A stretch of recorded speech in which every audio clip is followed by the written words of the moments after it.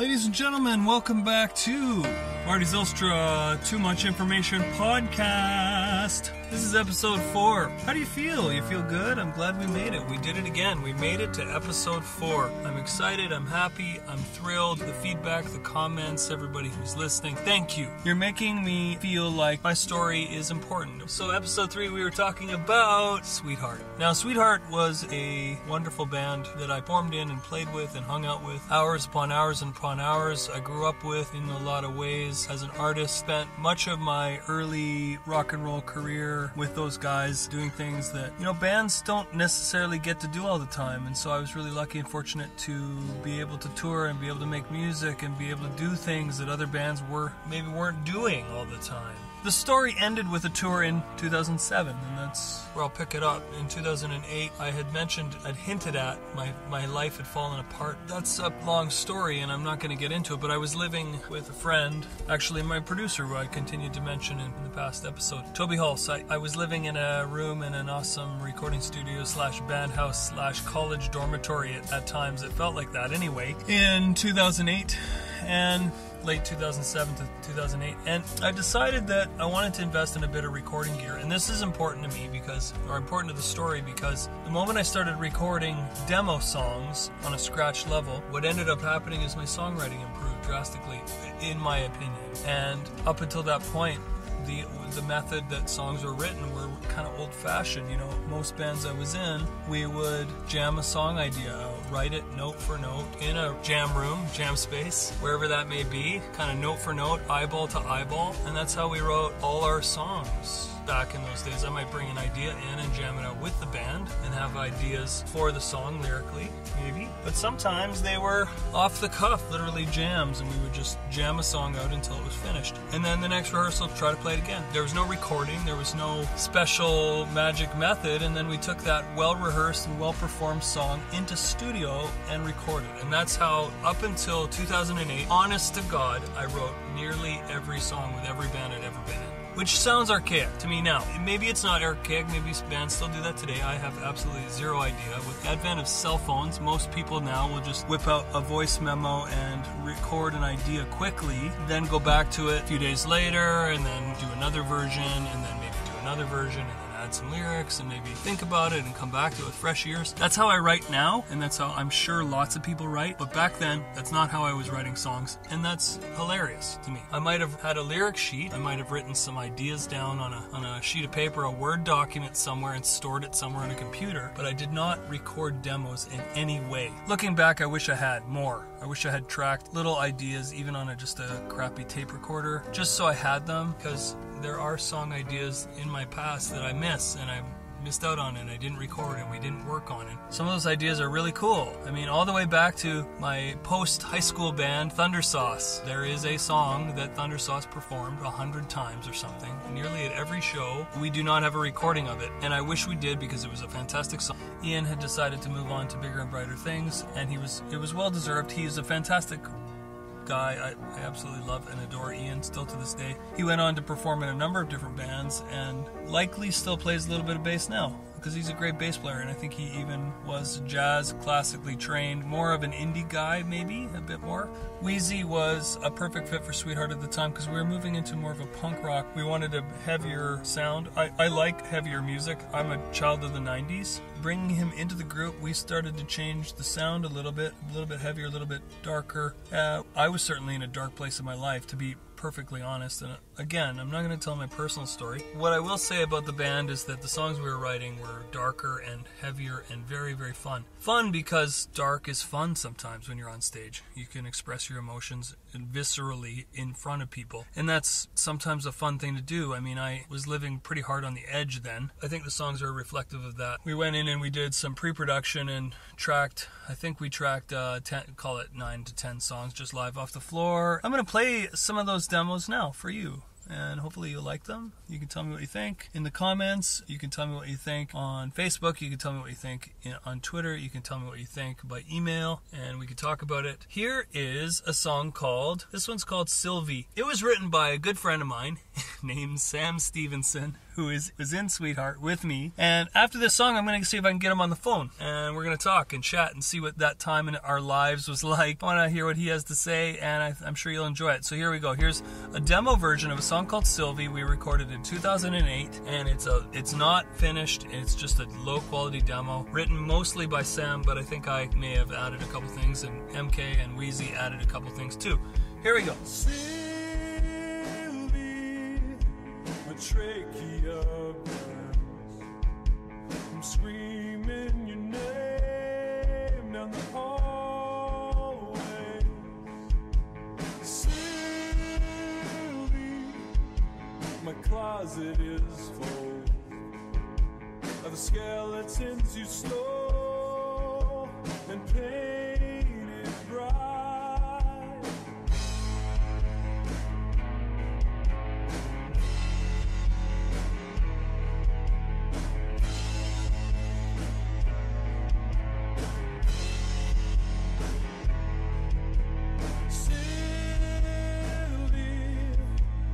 Love the new.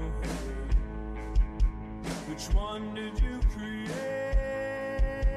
and use on me? Sylvie, when the bombs drop on my love tonight, it's one wrong, it's one right. Hush now, dearest darling, on another breath. Hush now, darling, not another breath. Hush now, dearest darling, not another breath. Hush now, dearest darling, not another breath. Sylvie, the ghost is overlaid. Look for a place to stay down the hallway. Sylvie,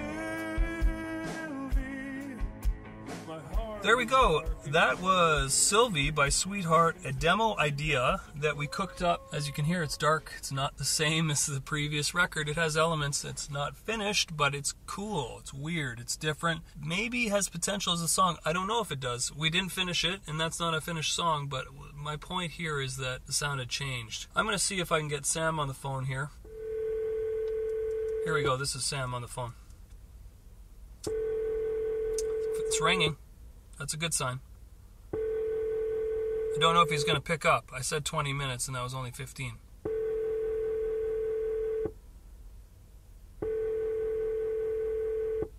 Can you hear me? I can hear you great. Check. What are you checking? Are you calling on a phone? What are you doing? Are you calling on a microphone or something? What are you calling on? I got my headset in. Oh, perfect. Perfect. Making sure that you can hear me. No, I can hear you great. So, should we get into it? Yeah, whatever you want to do, sure. This is casual. I'm not going to take up all your day. Basically, I wanted to chat with you because, you were there from nearly at the beginning of the band. Tell me what you thought when you first kind of met us, me, the group. What did you think about that? Tell me anything that comes to mind. Well, we were in our early 20s. I remember that. I think you guys had already had an EP out with really bad graphics on it. And and I met MK through a mutual friend at a party, and he said, I don't know how it came up, but he found out I played guitar a little bit, and then he said, come meet the rest of the guys. So I met you guys in person for the first time. I think it was at like a bar on Pender, maybe? Malone's. Somewhere down there. Was it Malone's? Yeah. And then, I can't remember anything for about 2 years. Do you remember the first jam? Because I don't know if I do. It was in that place. Do you remember that place? It's like behind where Tesla is now. First Studios or something? Was it called something like that? Remember the big guy that used to sit in the, like, him and his dog would be sitting behind the counter, and he'd be like, yeah, First Music, maybe? Maybe. It was a total, like, it was fun. It was cheap, but it was a dump. Yeah. It was like a rundown old commercial building office building that somebody trashed. Well, all the cheap places are dumps. Yeah, you nailed it. Yeah, so you get what you pay for, Marty. Yeah, you do get you're absolutely right. I don't know, was your first show with the band was that at the Roxy, you think? No, I think the first show was something smaller, a smaller venue than that. But one of the first shows was at the Roxy, yeah. And I didn't have a matching blazer. Remember there was like, tried to match a little bit to keep consistent, and my blazer looked like it was like a fox hunting blazer. It was like all tweed and like just straight out of Northern England for sure. I forgot we wore those. Did we? Yeah. Did we and have? It had like big. I remember it had like big shoulder pads that I couldn't take out, so I looked like Frankenstein on stage. Did we have pig ties or checker ties then? Oh, pink for sure. Checker didn't come for a while until we decided to put a theme together. Yeah, and you know those pink ties, they weren't like skinny ties. They were like like ties you'd buy at like for a wedding or something. They weren't cool ties. I don't remember them. No, and I don't know who decided on that one. But yeah, they weren't cool. At least we tried. I thought we had some kind of consistency. I think maybe you made it look all right. I don't know if I did, but there you go. Yeah, I remember we'd play in like these random gigs like West 49 in-store performances and stuff like that. Yeah, I forgot about that. Get our name out there. Yeah, I forgot about that one. Yeah, I randomly came across a picture of a few old shows. Like I don't know where they were on, but yeah, it was a little while ago, and I came across all these pictures. And I was like, oh my god, I remember that show. Do you remember we played in Maple Ridge? We played like a high school or something with all the lights up at like 11 a.m. or something weird. Do you remember that one? That was early on. Yeah, that wasn't. I think that was like I can't remember. It was a technical school, right? Yeah, something weird. You're right. We did a couple of random gigs early on. We played house or like birthday parties too. Remember, like Vancouver West, we'd play like a birthday, then we'd play like a high school grad at like, and we did like a few shows that just you and me, like Crofton House and stuff like that. Yeah, we did. You're right. I totally forgot about those gigs. They were kind of fun though. The Crofton House one was fun. That was with. I think it was Hey Ocean. That's right. It was with Hey Ocean. I totally forgot. That was a good gig. Yeah. But it's just two of us. It's like an amphitheater almost inside. And then we did another one at another, I think it was like a grad thing. And then everybody got up on stage. And I remember there was a picture of us on that one. But that was a full band. We definitely played shows that maybe weren't like, oh wow, we're going to make a lot of money, but they sounded fun. We almost did it for like, it sounds like a fun idea. I wonder if that's the reason. I think we were just trying to capture the audience that couldn't necessarily get to us. Yeah, because we kept playing like places small, basically any place that would take us in Vancouver, at least in the early days, right? Yeah, I remember now thinking back, I think one of the first shows was the Fairview, and we played with that, I know we played with some other bands that have obviously dissolved. Yeah, the Fairview for sure was one of my first ones. Yeah, and I couldn't tell you the date, I couldn't tell you who played with us, and I can't remember it, but what I will say is that I do remember as soon as you joined the band, it felt more like a band. Me and you and MK, obviously. Do you remember Rob and Doug and Ian and all these bass players we had? You remember all that? Yeah, I think it went Doug, then it went Rob, then it went Ian, then it went Wheezy. Yeah, in the last episode I was talking about kind of up until the February-March tour, and then like later on in 2007. That was Ian was on that tour, so what did you think about that tour with the February-March? Do you remember anything interesting? No, we did new music. Where did we did something in Winnipeg. I think it was a festival thing that, was it New Music West or something? I can't remember, but I do remember it being like crowded, but at least we had an RV. Yeah, that was a crazy tour. Touring 2 bands in 1 RV. It was insane. Yeah, but I mean, it made sense. I mean, we needed to do it. So yeah, that tour was kind of. We went to Winnipeg and back, didn't we? Mm-hmm. We all just did the same shows. Nobody took a day off. Yeah, I think we did. Like we may have played a show in Vancouver, and then our last show out west or out east was Winnipeg, and then we came home, took a day off, and then we did that Starbucks thing in Seattle. Oh yes, that's right. I do remember one of the tours that we did in Canada was, I can't remember. I think it was. We played in Regina. It wasn't the Mariana's Trench show. I think it was something else, but we were somewhere in Saskatchewan, and it was late, and we pulled into that motel, like in the middle of nowhere, and we went in, and it was like, I think it was a murder scene that nobody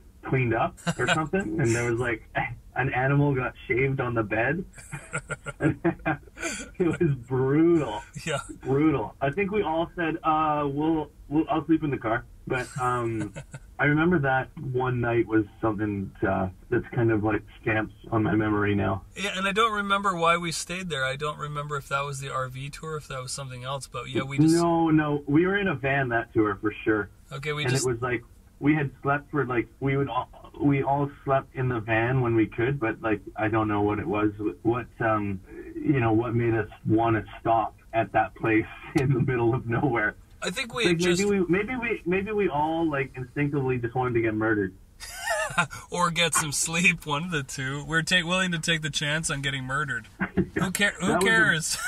We just need to sleep finally. We woke up the next day and there's like a guy outside working on a car with no tires, and we were like, let's go. Let's get out of here. I totally forgot that. Let's stop at the first Humpies we see. That was those are crazy times, man. Especially like the Ian times, because the Ian did you think that the Ian, like, no offense to Wheezy, but when Ian was in the band, we were kind of not on the like up and up, but we were touring Map of the Human Heart, and early on in the Map of the Human Heart release, there was a lot of stuff happening all at once for us that you don't even like.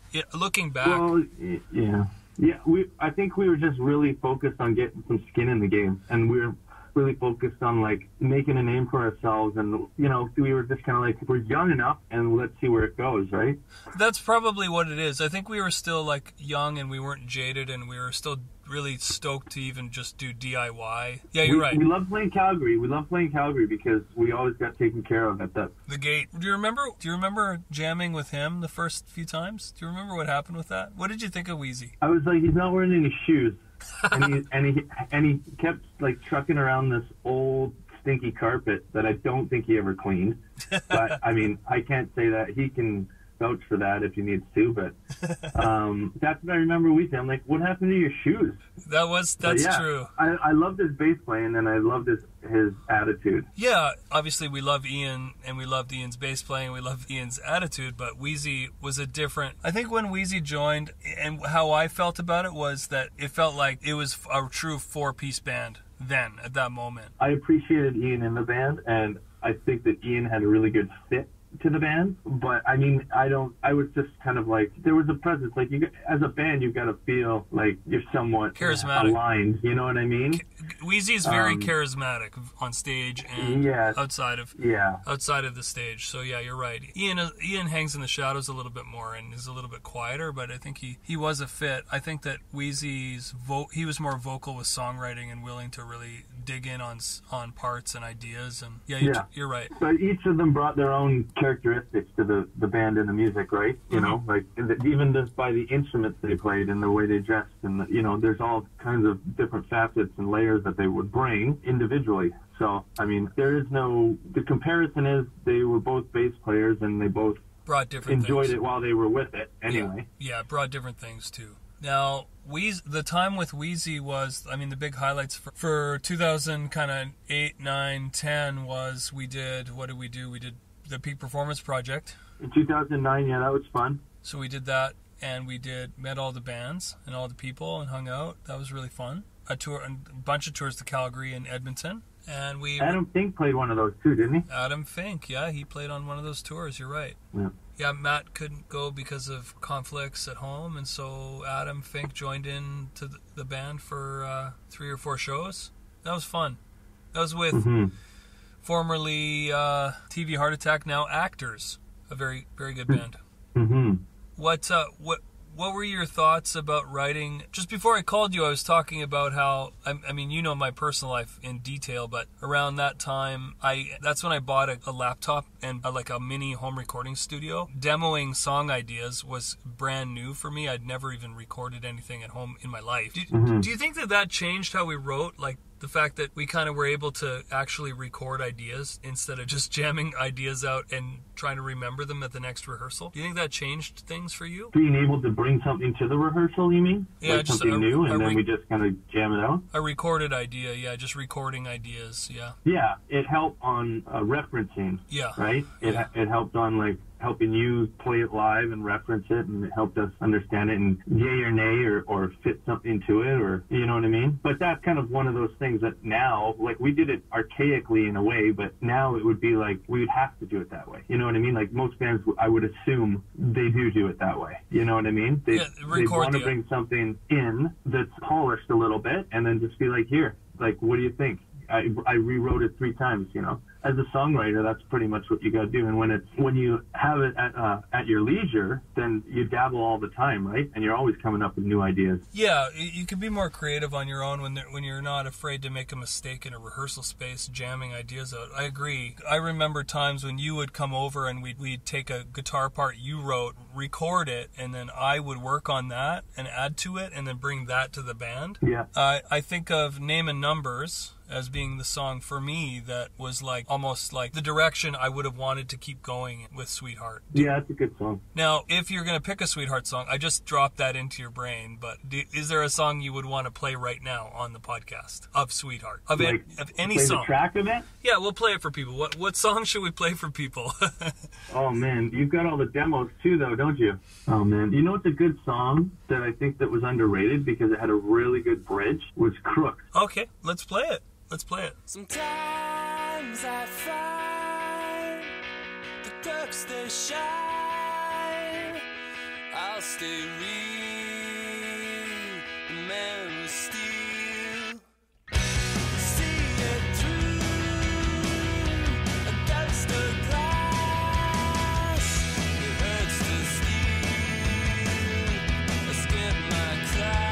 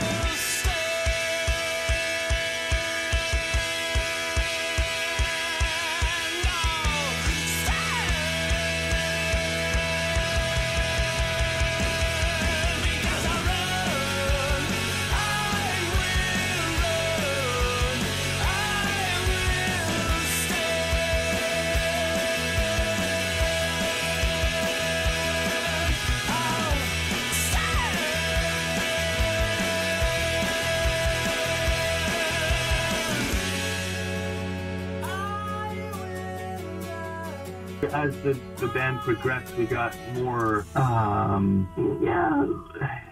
we got more confident in a way of writing that we were like, let's try this. But I think Crooks bare bones and as basic and formulated as it is, it's a good song. And I like the bridge. I like how Toby brought, that he kind of built it up a little bit, and that was a good song. Was more of like that, like clean guitar thing, whereas like to go to fast forward to a song that I think is criminally underrated that we recorded is Name and Numbers. Like that's Like when I say darker, I should have said darker and heavier, not just darker. I mean, our lyrics are darker, but we got, with our musical styles, I think we got ambitious, you know what I mean? You know, we kind of got like, let's try some new things. Plus, I mean, like we had different writers, right? You and me were writing most of this stuff. You know, we were having inputs by the other guys for stuff too, right? We certainly weren't. A Map of the Human Heart, I wouldn't say that it was as collaborative. No. But I will say that everyone brought a part to Map of the Human Heart. But you're absolutely right. The EP, XOXOX, certainly was, I feel, written note for note almost, with the four of us in a room. That's why it took us 2 years to release. Mm-hmm. Yeah. Sometimes too many cooks in the kitchen, but I mean, everybody's input is well received, right? Yeah, what? And you try to keep everybody's ideas. You try to keep them front and center, or like in a collab. Well, you take it seriously, yeah, and you wanna be open and willing to at least try something. And we definitely did that on that record. Those songs when they were written versus when they were finished. I mean, the edits were in some ways drastic. Even when the record was finalized, it went to the Carl who mixed it, and he drastically edited a couple songs for the better. David Bowie Is Dead, I think that was one of the ones he drastically changed, and it was like, wow, that's banging now. What do you think the direction would be if we were to start up? Let's say we were to start up today. Take a few bands that you like right now, music that you like today, bands that you like in the past, songs that we've written. What elements would you, if we were to start up and get in a room and play, start writing a new song or a new record, what would it sound like? What are you into today? I've been listening to like I found a lot of like Australian like sort of indie music, which is great. I don't know. I mean, like I would take a deep synth side like George Clanton or Brother Tiger, and like have a really deep synth sound with like an echo, like that sort of end of the spectrum, and then I'd put in like some Rogue Wave or some like Built to Spill. But I also love Block Party, and I love how timely they are on point, you know what I mean? And I love the way the Block Party wrote music, for sure. Yeah, and Bare Hands is another band I really like too. I always come back to Block Party. That's like as a band I listen to for enjoyment. Obviously, you know me, I always go back to the Beatles every time. But the Beatles are like your mom and dad, you know, yeah, they're always going to be there kind of thing. Whereas the Block Party is like your high school best friend. You're like the touchstone. You go back to it because you love it. Yeah, and the high school best friend that like changes over the years. Yeah, that you still are best friends with forever.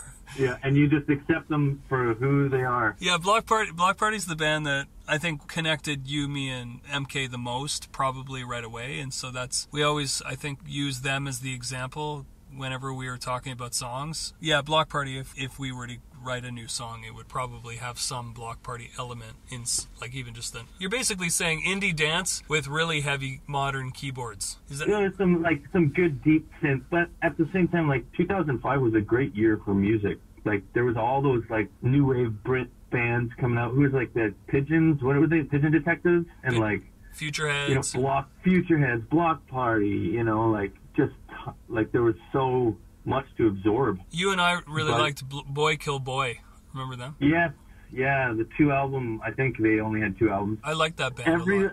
Yeah, the first album was really good. Yeah, that was when the Killers they were first breaking, and even Franz Ferdinand, Hot Hot Heat were around. Yeah, there was a lot of bands that I really liked that were maybe even a bit more mainstream than what you and, say, MK really liked. You guys kind of liked deeper cuts, obscure music, and that always drew me in because I like finding obscure bands too. Yeah, it was a good mixture. Like, yeah, we listened to a lot of outsider stuff, so, but like, synth, like driven. But like, what was the guy, Say Hi to Your Mom, but he changed it? That was a good band. There was another band we listened to on tour a lot. Check Check Check we listened to a lot. Maybe it was you who had like a bunch of mixed CDs back when you did that, mixed CDs, but it had the same kind of 5 songs on it, every single one.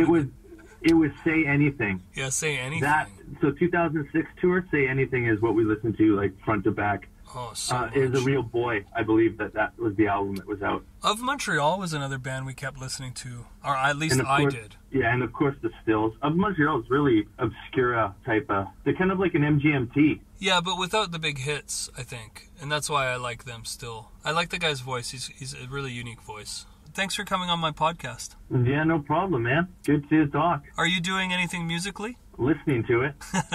But Are you retired? Are you completely retired, or do you still hang out in your living room playing the Crash Test Dummies on acoustic guitar? Oh, I play guitar every day for sure. Awesome. Awesome. I don't play guitar every day. What's that? I don't play guitar every day. In fact, I barely play any instruments right now during everything that's going on in the world, you know. Yeah, I play guitar every day. I will get back. I've sort of disassembled that whole studio that the digital studio that I had. But yeah, once it's in you, I think it's in you for life, and it's hard to ignore. So you've got to have those outlets somewhere. Yeah, I think back fondly on Sweetheart. I still say we're on hiatus. I'm never going to say we're broken up. Well, I'll be 80 years old and I'll still say we're on hiatus. Well, maybe we'll get a gig playing one of those Christmas trains that goes through all the towns. But we'll be in our 60s. Yeah, one of us will fall off at some point. You know what? That would be a blast, and I would so love that. I don't think if you, me, MK, and Wheezy even Ian, whoever it is, got into a room together and I think we would still have a laugh and be able to reminisce like we are today. But dude, I will let you go. Thank you for being on Too Much Information, the Marty Zylstra podcast. All right, thanks, Marty. Take it easy. That was Sam Stevenson from Sweetheart. What a great chat. I'm really happy he was my first guest. Can you believe that? My first guest. The band went on to do interesting things. I was able to, on Twitter, I'm not going to take full credit here, but I was able to meet a very, very, very famous producer in California named Steve Kravac. And for some reason, he took notice of us and started to listen to our music and said, why don't we release your record on my label, on my imprint?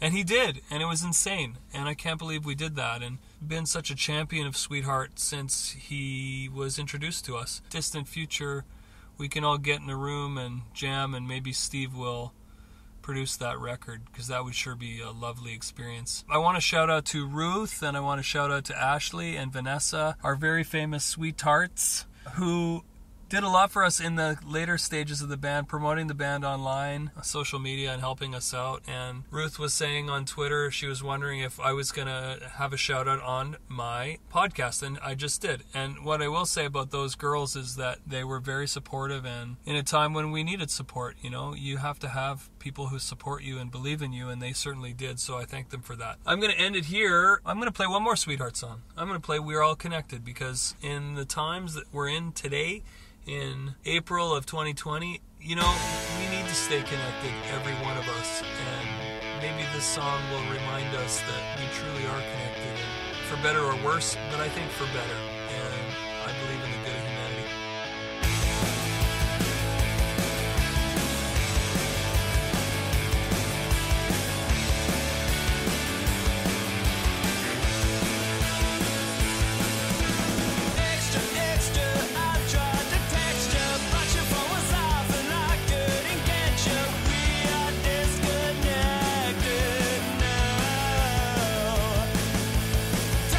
Doctor, can you stop the talking? Voices in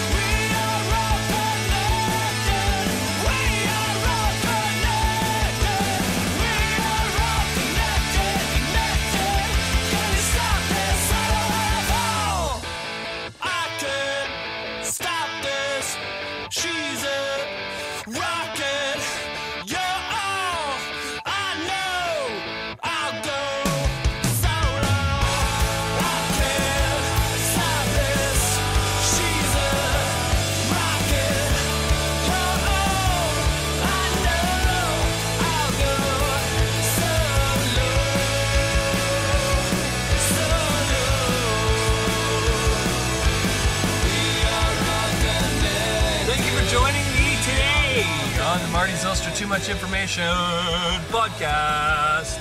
This is episode 4, and I've had a blast. Make sure you send me some mailbag questions, because I'm going to do a mailbag episode coming up soon, probably in the next 2 to 3 weeks. Next week, I'm going to talk about the beginnings of my solo career and how that all began, the seeds of which I'm going to play you some demos, I'm going to play you some early releases, and then once that episode's over, we're going to move into almost the present, and it's going to be exciting. I can't wait. Until then, sayonara, my friends, and I'll talk to you on the internet. Twitter at Marty Zylstra, Instagram at Marty Zylstra Music, and on Facebook, Marty Zylstra Music.